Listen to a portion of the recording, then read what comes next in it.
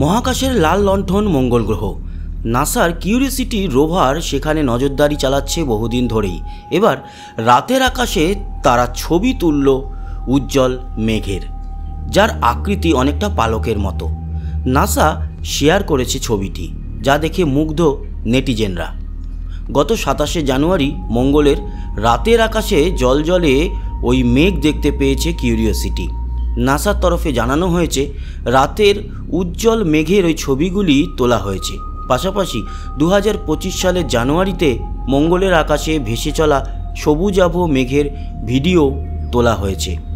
এর আগে গত বুধবার আরও একটি ভিডিও শেয়ার করেছিল নাসা। সেখানেও দেখা গিয়েছিল কিভাবে রাতের আকাশে ভেসে চলেছে মেঘের দল। বলে রাখা ভালো, মঙ্গলের আকাশের সব মেঘ কিন্তু জলে ভরা নয়, কার্বন ডাই অক্সাইডের মেঘও রয়েছে।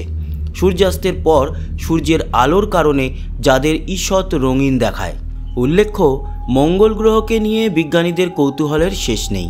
বিশেষ করে এই লাল গ্রহে মানুষের বসতি গড়ে তোলা সম্ভব কিনা তা নিয়ে চলছে নিরন্তর গবেষণা।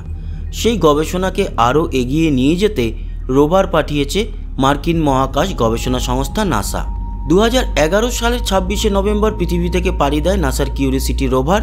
প্রায় 9 মাসের সফরের শেষে 2012 সালের 6ই আগস্ট মঙ্গলের গ্লেন ক্র্যাটারে অবতরণ করে যানটি। তারপর থেকেই সেখানে প্রাণের সন্ধান চালিয়ে যাচ্ছে রোভারটি।